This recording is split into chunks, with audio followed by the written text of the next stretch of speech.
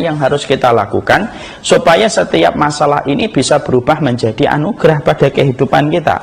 Terutama hari ini kita mendapatkan masalah. Sebelum kita masuk pada pembahasan inti dan terperinci bagaimana merubah setiap masalah itu menjadi anugerah, kita harus kemudian bahas dulu mukaddimah sebelum masuk kepada satu persatu poin yang akan kita jabarkan dan akan kita jelaskan supaya masalah ini betul-betul kita rubah menjadi anugerah pada kehidupan kita sebagai hamba yang beriman kepada Allah. Apa mukaddimah dan prolog yang akan kita bahas? Mukaddimah dan prolog yang kita bahas adalah sesungguhnya manusia ketika mereka hidup pada satu panggung yang bernama dunia, sesungguhnya mereka harus mengimani salah satu ayat yang dikabarkan dan diwahyukan oleh Allah kepada kita di dalam Al-Quran, yaitu adalah surat Al-Balad ayat yang kelima. Allah menyampaikan laqad khalaqnal insana fi kabad. Sesungguhnya khalaqnal insana, sesungguhnya kami Allah itu menciptakan manusia itu fi kabad, dalam susah payah.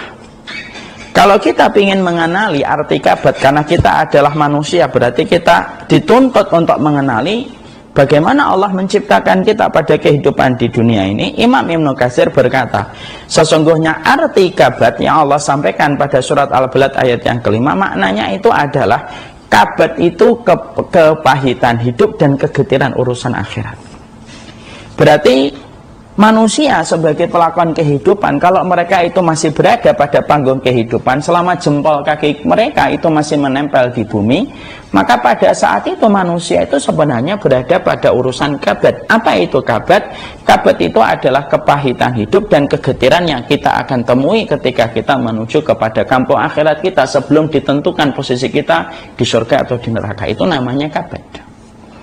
Jadi kalau manusia sudah dikabarkan oleh penciptanya bahwasanya manusia itu berada di kabad, bahwasanya fitrah ketika manusia itu diberikan kehidupan pada panggung dunianya, berarti manusia itu hanya pindah dari satu kepahitan hidup kepada kepahitan hidup berikutnya. Itu manusia.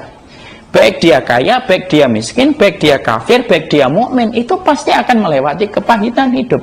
Dan lembaran kita itu hanya pindah dari satu kepahitan menuju kepada kepahitan berikutnya. Ada yang mendapatkan hari ini kepahitan, yaitu berpisah dengan mereka yang mereka cintai, lalu mendapatkan kepahitan hidup ketika mendapatkan kesedihan, lalu mendapatkan kepahitan hidup dengan kesakitan, lalu mendapatkan kepahitan hidup dengan kesulitan pada hidupnya. Dan itulah bagian dari fitrah. Makanya kalau ada orang yang bertanya, Ustadz, kenapa ya saya kecewa? Karena kaki kita masih menempel di bumi. Kenapa saya sakit dan merasakan kesedihan? Karena kaki kita dan jempol kaki kita masih menempel di bumi. Selama kaki kita dan jempol kaki kita masih menempel di bumi, di situ kamu akan akrab dengan berbagai macam kesulitan. Sebagaimana manusia itu akan familiar dengan berbagai macam kesulitan yang Allah berikan. Karena artinya kabad, ketika Allah mewahyukan laqad khalaqnal insana fi kabad, kamu akan akrab dengan kepahitan hidup dan kamu akan akrab dengan kegetiran nanti urusan akhiratmu yang berat sebelum kamu ditentukan nasibnya menuju kepada surga dan neraka. Makanya perhatikan manusia, sekaya-kayanya manusia, kita sebutlah Bill Gates, apakah dia tidak merasakan sakit? Sakit, itulah kepahitan hidup. Apakah dia tidak pernah merasakan bagaimana kesedihan yang dirasakan ketika mendapatkan satu masalah? Dia pasti merasakan kesedihan. Apakah dia pernah merasakan pahitnya perpisahan? Pasti pernah merasakan pahit perpisahan dengan orang tuanya yang dia cintai sampai dia meninggal dunia. Apakah dia tidak pernah mendapatkan kesulitan? Siapa orang di atas muka bumi ini yang tidak mendapatkan kesulitan dalam hidupnya? Maka disitulah kita paham, itulah kehidupan manusia. Supaya jangan sampai kita itu menganggap dunia kita itu layaknya sinetron. Kenapa sinetron? Kenapa film Korea, film Bollywood, film Hollywood kok banyak digandrungi oleh orang? Karena orang itu ingin lari. Pelariannya itu menuju kepada sinetron-sinetron yang menceritakan sesuatu yang indah, yang dibuat-buat dengan versi editing dan melalui proses berkali-kali dari alur cerita yang dirubah-rubah. Karena orang itu kadang-kadang tidak siap mendapati kegetiran hidup. Mereka butuh pelarian, dan pelariannya itu terkadang menuju kepada sebuah acara, sebuah film, sebuah sinetron yang disetting supaya kita lupa dengan kegetiran hidup itu, lalu hidup di bawah angan-angan yang dihidupkan pada tontonan yang kita jumpai. Karena orang kadang-kadang bosan dengan kegitaran hidup yang mereka jumpai setiap waktunya. Akhirnya apa? Film Korea laris. Karena selalu menceritakan sisi-sisi kegembiraan hidup terus-menerus. Cerita dari wanita miskin ketemu laki-laki kaya raya, tampan, cuek, dingin. Selalu begitu. Hollywood, Bollywood juga sama. Laki-lakinya miskin, perempuannya kaya. Terus semacam itu. Karena apa? Semacam itu digandrungi. Karena banyak orang itu tidak siap ketika harus akrab dengan kegetiran hidup. Mereka butuh pelampiasan. Dan ternyata banyak pelampiasan yang tidak benar. Pelampiasannya kepada tayangan, tontonan-tontonan yang hanya membangun imajinasi. Dan kemudian memutuskan rantai-rantai fakta kehidupan sehari-hari.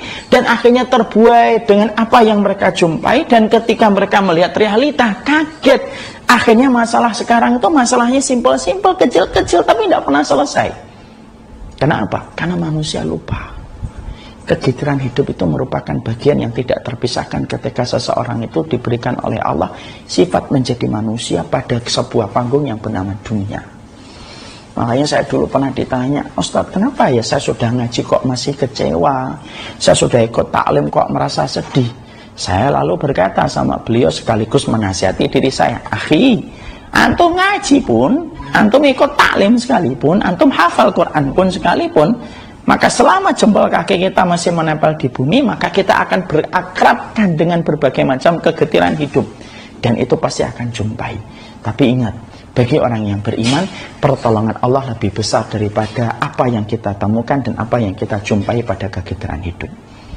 Makanya, kalau tiba-tiba kita dihadapkan pada episode yang tidak pernah kita bayangkan, kok tiba-tiba terjadi, padahal itu sesuatu yang kita selalu skip supaya tidak kita pikirkan, tidak bisa masalah. Tetap akan datang masalah itu. Kenapa? Laqad khalaqnal insana fi kabad. Karena sesungguhnya setiap manusia itu mesti merasakan kegetiran hidup sebelum mereka akan merasakan kepahitan dalam urusan akhirat. Makanya beliau, Syekh Abdul Malik Al-Qasim, itu sampai menerangkan kepada kita, di antara bentuk kepahitan hidup yang akan ditemui setiap manusia, tidak memandang status, tidak memandang latar belakang, tidak memandang geografi dan teritorial di mana dia tinggal, maka sesungguhnya manusia itu pada dasarnya selalu akan mendapatkan sapaan ujian. Karena setiap manusia itu pasti akan mendapatkan sapaan ujian, sebagaimana dia berdiri di tengah lapangan pasti akan mendapatkan sapaan angin. Orang yang berdiri di tengah lapangan pasti mendapatkan sapaan angin. Sama orang yang kemudian mereka diberikan oleh Allah, kamu menjadi pelakon pada kehidupan, orang yang menjadi pelakon kehidupan itu pasti akan mendapatkan sapaan ujian. Makanya ujian bagi orang yang beriman itu ada 4 yang pasti akan dia temui. Setiap manusia, dimanapun kamu berada, terkenal atau tidak terkenal, kaya atau tidak kaya, pintar atau tidak pintar, di kota ataupun kamu di tengah pelosok desa yang begitu jauh dari peradaban kota, setiap manusia itu pasti akan mendapatkan 4 fitnah, kata beliau. Apa itu 4 fitnah itu? Lalu beliau jelaskan pada kitabnya, yaitu pada halaman yang pertama dan yang kedua. Manusia itu pasti akan mendapatkan 4 fitnah. Fitnah itu artinya ujian. Apa itu? Yang pertama, dia akan mendapatkan fitnah dalam dirinya. Makanya dalam diri kita sering mendapatkan ujian, fitnah. Apa fitnah yang mengenai kepada diri kita? Banyak. Sakit, itu kan fitnah pada diri kita. Hawa nafsu yang begitu besar, dan setiap manusia memiliki titik lemah pada hawa nafsu yang dia miliki. Ada yang titik lemahnya hawa nafsunya sama perempuan, begitu besar menguji hidupnya. Ada yang titik lemahnya pada harta, ada yang titik lemahnya pada rasa ingin terkenal. Semua itu menjadi ujian pada dirinya. Artinya setiap manusia itu yang pertama pasti akan mendapatkan fitnah, yaitu fitnah itu adalah dirinya. Maka banyak kan di antara kita ada yang diberikan oleh Allah ujian sakit.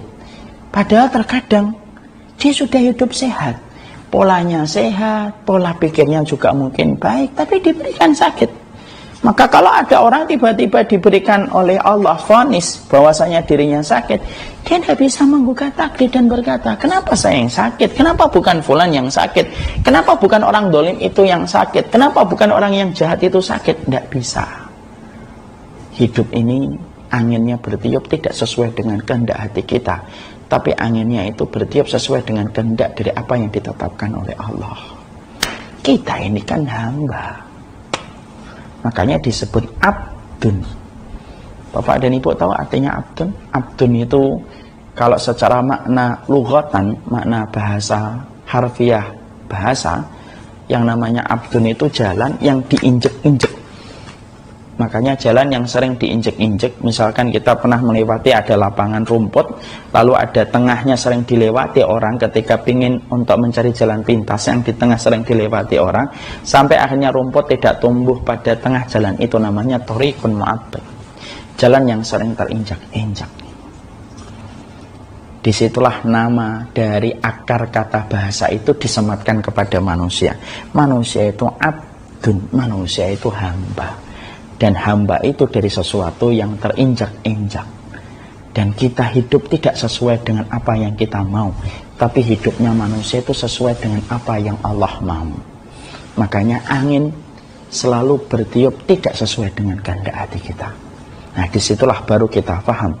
Pertama, kita pasti akan mendapatkan fitnah pada diri kita, yaitu adalah fitnah ketika setiap manusia itu diberikan sakit oleh Allah. Makanya tidak bisa ada orang, kenapa saya sakit kencing manis, gula, kenapa dia tidak sakit gula, padahal olahraganya dia itu jarang daripada saya. Tidak bisa. Ada yang diberikan ujian, berat badannya nambah, makan baru dikit, langsung dia merasa jadi gemuk. Ada orang yang makan banyak, tidak gemuk-gemuk. Nah, itu termasuk ujian pada dirinya. Ada orang jerawat banyak, ada orang yang tidak pernah cuci muka tapi tidak pernah jerawatan. Tidak bisa kita menggugat Allah. Tapi disitulah kita paham, setiap manusia itu selalu mendapatkan fitnah pada dirinya. Dan fitnah pada dirinya itu merupakan bagian yang tidak terpisahkan selama kita menjadi pelakon pada kehidupan. Selama kita belum diwafatkan oleh Allah, kita akrab dengan ujian yang mengenai kepada diri kita.